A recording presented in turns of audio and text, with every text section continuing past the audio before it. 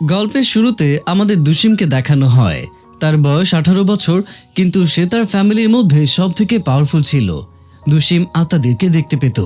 এখান থেকে সিন কাট করে অতীতে দেখানো হয়। যখন দুশিমের বয়স 8 বছর ছিল, তখন একদিন সে তার দাদির সাথে খারাপ আত্মাদেরকে দূর করতে গিয়েছিল। তো এদিকে একটা খারাপ আত্মা একজন স্টুডেন্টের শরীর নিজের বশে করে নিয়েছিল। যেই সে একটা উঁচু বিল্ডিং থেকে লাফ দিতে যাচ্ছিল, তখন হঠাৎ করেই তার ফোন বেজে ওঠে। আর তখনই তার হুঁশ ফিরে আসে। আর সামনের দৃশ্য দেখে সে একদমই ভয় পেয়ে যায়। আসলে তখন তার মা তাকে কল করেছিল। তার মা কোনো পরোয়া করছিল না যে তার ছেলে কি বলছে। যে সে কল ধরে তখনই সে তার ছেলেকে গালাগালি শুরু করে দেয়। সে তার ছেলেকে ঠিকমতো পড়ালেখা না করার জন্য আর সময় মতো বাসায় না আসার জন্য অনেক কথা শোনায়। ছেলেটা তার মাকে বোঝানোর চেষ্টা করতে থাকে, কিন্তু তখনই তার মা বলে, যাও গিয়ে মারা যাও। এই কথা বলে যখন তার মা উপরে তাকায়, তখন দেখে তার ছেলে উপরে। এটা দেখে সে ভয় পেয়ে যায় আর অনুরোধ করে নিচে নামার জন্য। কিন্তু এই মুহূর্তে ছেলেটা পুরোপুরি খারাপ আত্মাটার বশে ছিল। আর এই জন্য এদিকে দুশিম আর তার দাদির ছাদে যাচ্ছিল, কারণ তারা বুঝতে পেরেছিল যে ছেলেটা খারাপ আত্মার বশে আছে আর খারাপ আত্মা তার ক্ষতি করবে। দুশিম তার দাদিকে সাহায্য করার চেষ্টা করে যাতে সে তাড়াতাড়ি উপরে পৌঁছাতে পারে। কিন্তু অবশেষে দাদি এতটাই ক্লান্ত হয়ে গিয়েছিল যে সে আর উপরে উঠতে পারছিল না।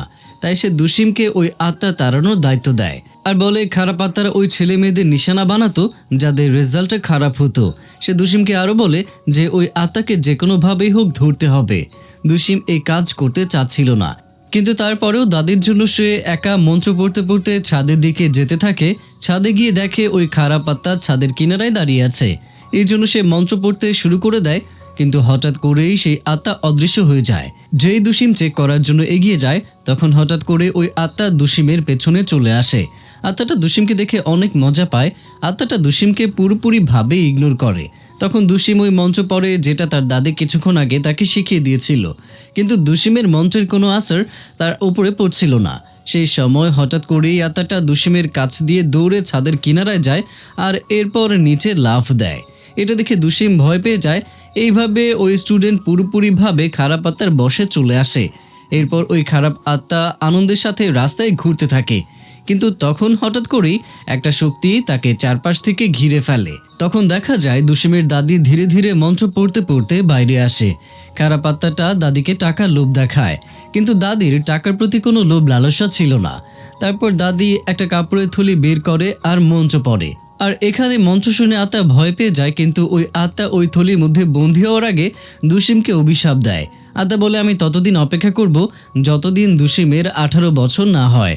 আর যখন দুশিমের 18 বছর হবে, তখন আমি তার শরীরে প্রবেশ করব আর তাকে সব থেকে যন্ত্রণাদায়ক কষ্ট দেব।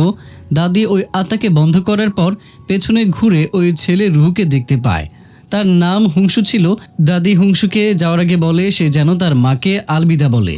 তাই যখন দাদি তাকে বাসায় নিয়ে যেতে থাকে, তখনই হঠাৎ করে কেউ সেখানে আসে আর সে দাদিকে চাকু মেরে চলে যায়। যখন দুশিম তাকে খুঁজে পায়, তখন দেখে দাদি রক্তাক্ত অবস্থায় নিচে পড়ে আছে। দাদি দুশিমকে বলে, ওই খারাপ আত্মা পালিয়ে গেছে। যদি তুমি কোনোভাবে 18 বছর পার করতে পারো, তাহলে তুমি সামনে অনেক খুশি থাকতে পারবে। এই কথা বলে দুশিমের দাদি রুহু হুংসুয়ের রুহের কাছে গিয়ে দাঁড়ায় আর এরপর তারা একসাথে চলে যায়। তখন দুশিম তার দাদির বুকে মাথা রেখে কান্না করে। এখান থেকে সিন কাট হয় আর দুশিমের 18 বছর পরে দৃশ্য দেখানো হয়। এটা তার জীবনের সবথেকে দামি বছর ছিল, কারণ যদি দুশিম এই বছর পার করতে পারে তাহলে তার জীবনে সবকিছুই ঠিক হয়ে যাবে। আর এদিকেও দুশিম তার দাদির মতো হতে চাচ্ছিল না। এই জন্য সে তার মাকে মিথ্যা বলে যে আমি আর কোনো আত্মা দেখতে পাই না, কিন্তু তার মা তাকে কখনোই বিশ্বাস করে না। আর তার মা অনেক লোভী ছিল। একদিন দুশিমের মা একজন চেনা মানুষের সাহায্যে দুশিমকে সুংডুং হাই স্কুলে অ্যাডমিশন করায়। আজকে দুশিমকে এনরোল করার জন্য স্কুলে যেতে হবে। ওইদিকে সুংডুং স্কুলের স্টুডেন্টরা কয়েকদিন আগে এক্সাম দিয়েছিল। আজকে টিচার সব স্টুডেন্টদের রেজাল্ট দিচ্ছিল। অনেকেই অনেক চিন্তিত ছিল, কারণ তারা ভাবছিল যে সব থেকে নাম্বার কম পেয়েছে সে কি তাদের ক্লাসেরই, কারণ যে সব থেকে কম নাম্বার পেত সে কোনো কারণ ছাড়াই মারা যেত। টিচার এটা বলে না যে কে সব থেকে কম নাম্বার পেয়েছে। তখনই হঠাৎ করে স্টুডেন্টরা একটা চিৎকার শুনতে পায়। তখন তারা জানালার কাছে যায় আর দেখতে পায় একটা স্টুডেন্ট নিচে লাফ দিয়ে পড়ে মারা গেছে। তখন জানা যায় যে স্কুলে সবথেকে কম নাম্বার পেয়েছিল তার নাম হচ্ছে কিম গুনজুং। এটা অনেক ভয়ঙ্কর স্কুল ছিল। যখন স্কুলে এক্সাম হতো তখনই যে সবথেকে কম নাম্বার পেত সে মারা যেত। আর এটা একটা ইত্তেফাক যে দুশিমের ট্রান্সফারও এই স্কুলেই হয়। আজ দুশিমের স্কুলের প্রথম দিন ছিল। টিচার দুশিমকে ক্লাসরুমের দরজায় দাঁড়িয়ে থাকতে দেখে। তখন টিচার সব স্টুডেন্টদেরকে সিটে বসতে বলে। দুশিমের কাছে এসে তাকেও ফাঁকা একটা সিটে বসতে বলে দেয়। যেই দুশিম সিটে গিয়ে বসে তখন দেখে একটা ছেলে তাকে দেখছে। তার নাম হচ্ছে হুসু, সে স্কুলের টপার। এদিকে প্রিন্সিপাল টিচারের সাথে এই বিষয়ে কথা বলে যে নাম্বার কম পাওয়ার কারণে যে ছেলে মারা গেছে এই কেসটাকে কিভাবে হ্যান্ডেল করব। আসলে প্রিন্সিপাল তার দায়িত্ব থেকে পালাতে চাচ্ছিল। এই জন্য প্রিন্সিপাল সব টিচারদেরকে বলে দেয় যে তারা যেন সব জায়গায় এই কথা বলে যে কিম গুনজুং তার ফ্যামিলির সাথে ঝগড়া হওয়ার কারণে এইরকম করেছে। আর সে টিচারদেরকে বলে দেয় যে স্টুডেন্টদের সাথে যেন তারা এই বিষয়ে কোনো কথাই না বলে। পরের দৃশ্যে আমরা দেখি দুশিম স্কুল থেকে বাসায় এসেছে। তার রুমে কারোর রুহু ছিল, এটা হুংসুয়ের রুহু ছিল। সে তখন মারা গিয়েছিল যখন দুশিমের 8 বছর ছিল। দুশিম হুংসুকে বলে তুমি আমার রুম থেকে চলে যাও, কিন্তু হুংসু দুশিমকে কিছুক্ষণের জন্য এখানে লুকিয়ে থাকতে দিতে বলে। কারণ আজকে দুশিমের স্কুলে যাওয়ার আগে হুংসু একজনের শরীরে প্রবেশ করেছিল। এরপর সে ভেতরে এসে দুশিমের মাকে মেরেছে। ভাগ্যবশত দুশিম ঠিক সময় চলে আসে আর সে হুংসুর রুহুকে সেখান থেকে তাড়িয়ে দেয়। এখন দুশিমের মা হুংসুকে সব জায়গায় খুঁজছে। সে বলে দেয় যে আমি হুংসুকে কখনোই ক্ষমা করব না। যেহেতু হুংসু একজন আত্মা, তাই তার স্মৃতিশক্তি ধীরে ধীরে মুছে যেতে শুরু করেছে। হুংসুয়ের মনে আছে যে তার মা আছে, কিন্তু তার বাসা রাস্তা সে চিনতে পারছিল না। আসলে দুশিমের মা হুংসুকে প্রমিস করেছিল যে সে তাকে তার মায়ের সাথে দেখা করাবে, কিন্তু 10 বছর হয়ে গেছে। তারপরেও দুশিমের মা শুধু হুংসুর উপরে হুকুমি চালায়, আর সে তার প্রমিস পুরো করছে না। এই জন্যই হুংসু আর সহ্য করতে পারে না। তাই সে রাগ দেখাতে শুরু করে। হুংসু দুশিমের কাছে হাত জোর করে যাতে দুশিম তাকে তার মাকে সাহায্য করে খোঁজার জন্য, কিন্তু দুশিম তার কথায় মনোযোগ দেয় না। আর তাই অসহায় হয়ে হুংসু সেখান থেকে চলে যায়। এদিকে হুসু তার ফ্যামিলির সাথে বসে খাবার খাচ্ছিল আর দুশিমের মায়ের ব্যাপারে কথা বলছিল। হুসুয়ের মা বলে দুশিমের ফ্যামিলি কবিরাজ, তারা আত্মাদেরকে দেখতে পারে।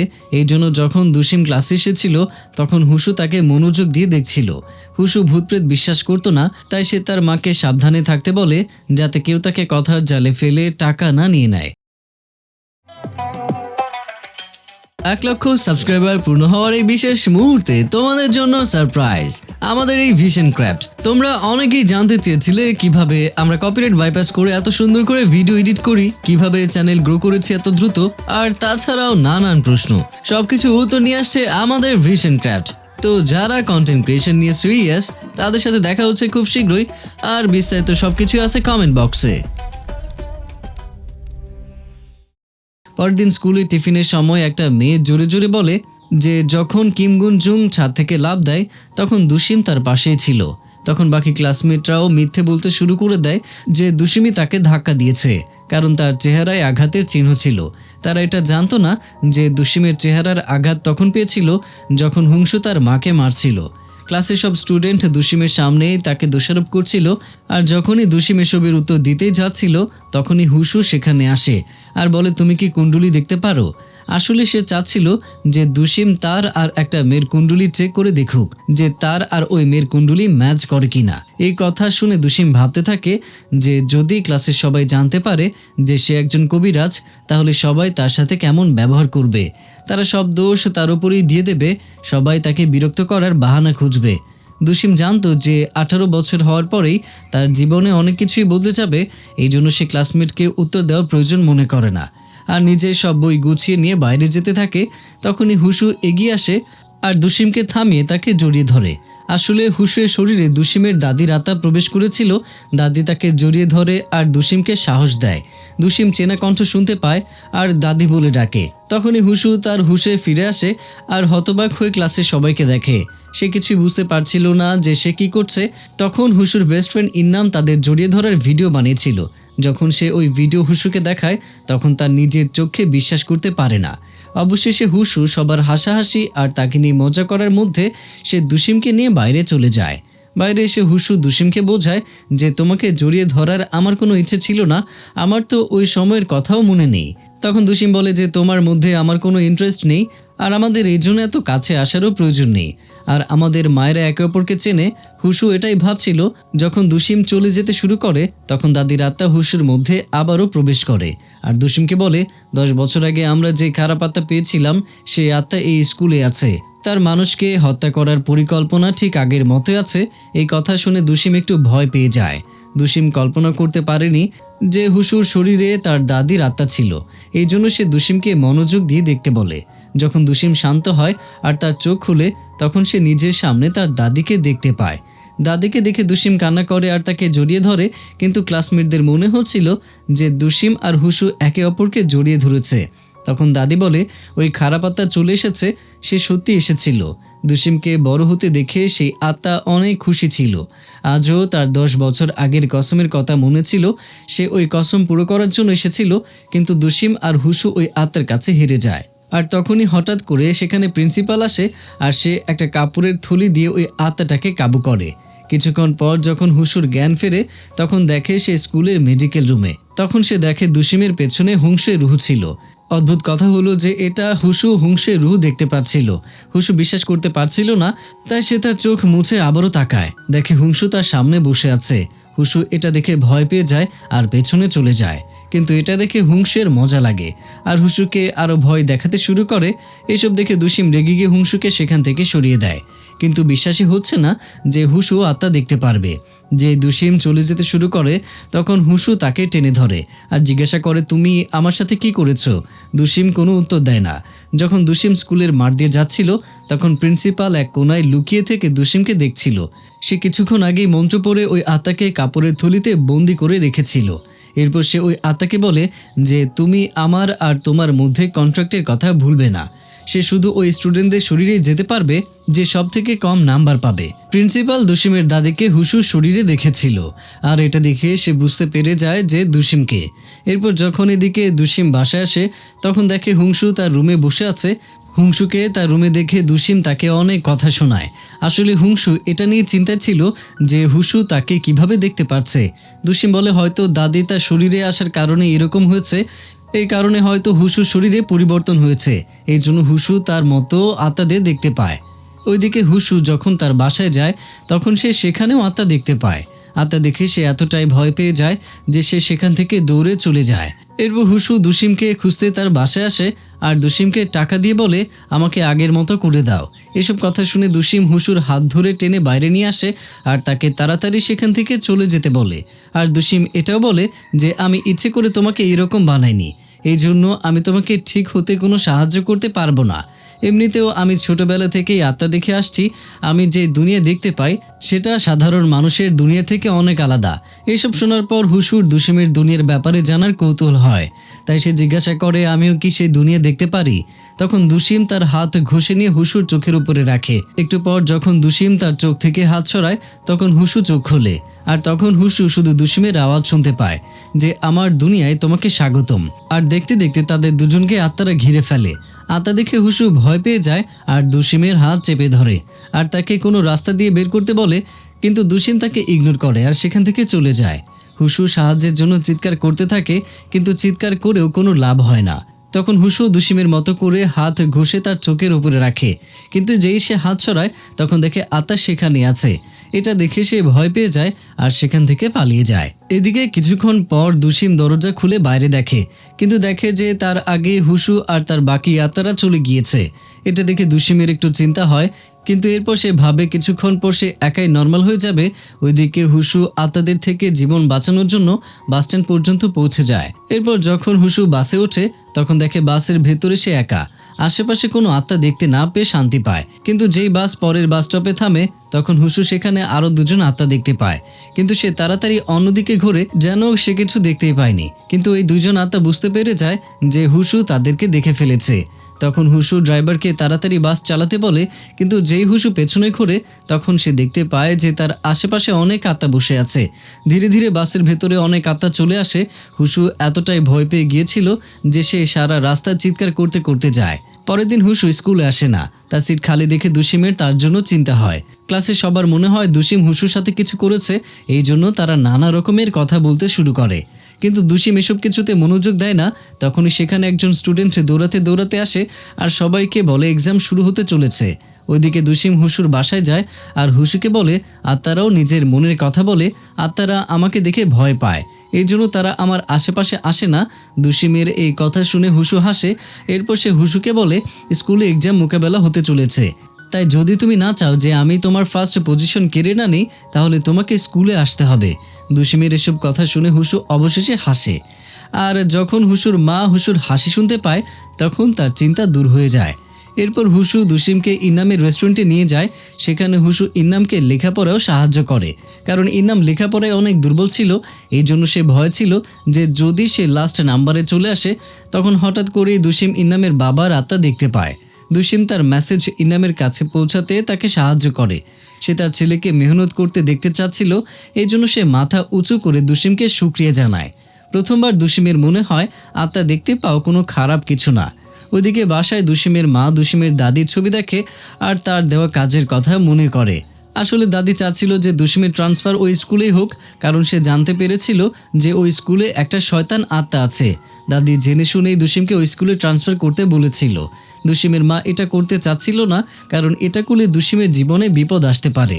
কিন্তু দাদি বলে শুধু দুশিমই ওই খারাপ আত্মার মোকাবেলা করতে পারবে, আর এই কাজে আরও একজন মানুষ দুশিমকে সাহায্য করবে।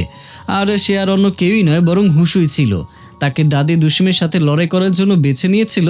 এরপর থেকেই হুশু আর দুশিমের বন্ধুত্ব অনেক গভীর হতে শুরু করে।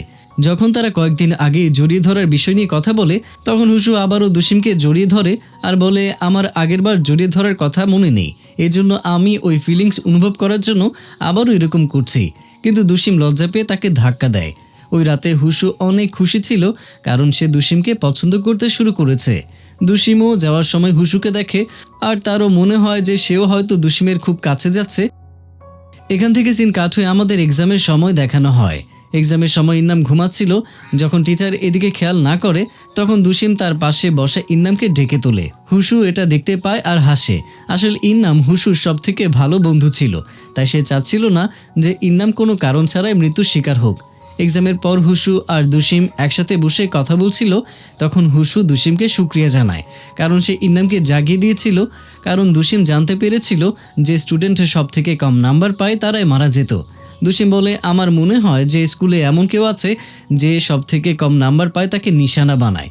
দুশিম হুশুকে পুরো সত্যি কথা বলে না, কিন্তু হুশুর এত জোশ দেখে দুশিম অবাক হয়ে যায়। হুশু বলে যেদিন থেকে আমি আত্মাদের দেখতে পাচ্ছি সেদিন থেকে আমি নোটিস করেছি যে প্রত্যেকটা আত্মার কোনো আধুরা ইচ্ছা বা রাগ থাকে। সে আরও বলে একদিন রাতে তোমার দেওয়া তাবিজ আমার থেকে পড়ে গিয়েছিল, তখন আমার মনে হয় এভাবে লুকিয়ে থাকা কোনো সমাধান না, এই জন্য আমি ওই তাবিজ ফেলে দিয়েছিলাম।